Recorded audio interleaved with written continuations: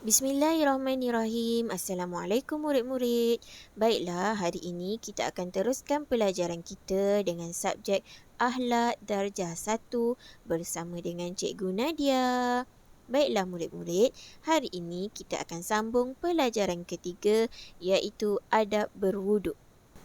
Baiklah, hari ini kita akan teruskan dengan subtopik adab-adab semasa berwuduk. Murid-murid ikut cikgu baca ya. Antara adab-adab semasa berwuduk ialah: pertama, memulakan dengan membaca Bismillahirrahmanirrahim. Ya, kita kena baca Bismillah terlebih dahulu. Kedua, duduk di tempat tinggi dan sesuai. Ya murid-murid, bila kita ambil wuduk, kita digalakkan duduk di tempat yang tinggi dan sesuai. Cikgu, boleh tak kalau kita berdiri? Boleh, tidak jadi masalah. Okey, yang ketiga, menghadap kiblat. Pastikan awak menghadap kiblat. Keempat, menutup aurat. Ya, pastikan keadaan kita dalam keadaan yang menutup aurat. Kalau perempuan, tak payahlah awak pakai tudung. Cukup awak tutup yang sekadarnya. Kelima, tidak berbual-bual. Tidak berbual-bual ya semasa ambil wuduk. Tidak digalakkan. Jadi, semasa ambil wuduk, kita fokus pada ambil wuduk dulu. Tak perlu bercakap-cakap dengan kawan. Keenam, jimatkan penggunaan air. Semasa ambil wuduk, pastikan kita membuka air kecil sahaja. Tak payah terlalu besar sebab nanti akan membazir. Kalau kita membazir, kita akan jadi kawan syaitan. Seterusnya, yang ketujuh, menyempurnakan wuduk. Ambil wuduk dengan sempurna. Semua anggota wuduk mestilah kena air. Dan yang terakhir, yang ke-8, mengulang-ulang basuhan sebanyak 3 kali. Kita digalakkan untuk mengulang kita punya basuhan di anggota wuduk kita sebanyak 3 kali. Itu adalah antara adab-adab semasa berwuduk. Baiklah murid-murid, seterusnya adab-adab selepas berwuduk. Adab-adab selepas berwuduk hanya ada satu sahaja, iaitu membaca doa selepas berwuduk. Macam mana doa selepas berwuduk ya? Mari dengarkan cikgu baca. Allahumma ja'alni minat tawwabin waj'alni minal mutatahhirin waj'alni min ibadikas salihin. Cuba murid-murid ikut cikgu. Kita baca sama-sama. Allahumma ja'alni minat tawwabin waj'alni minal mutatahhirin waj'alni min ibadikas salihin.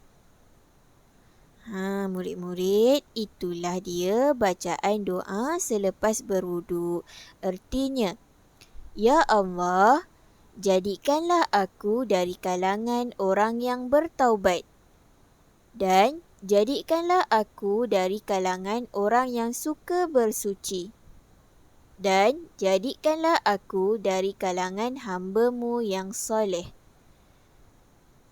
Baiklah murid-murid, cikgu harap murid-murid dapat amalkan baca doa ini selepas berwuduk. Baiklah, yang terakhir adalah perkara makruh ketika berwuduk.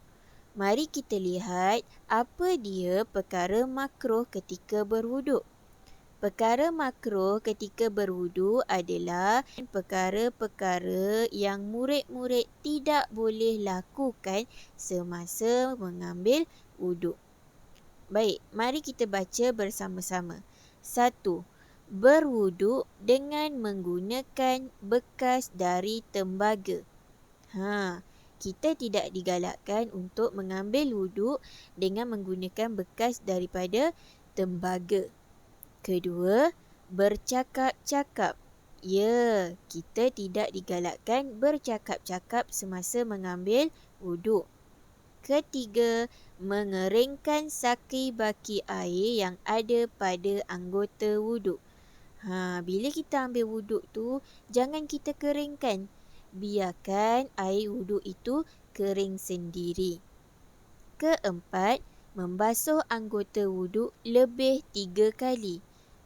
Kalau kita basuh lebih 3 kali pun makruh ya.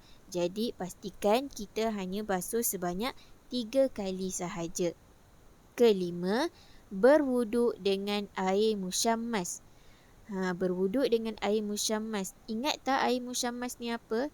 Air musyammas ini adalah air yang tersimpan di dalam bekas yang boleh berkarat ataupun air yang terjemur di bawah panas matahari.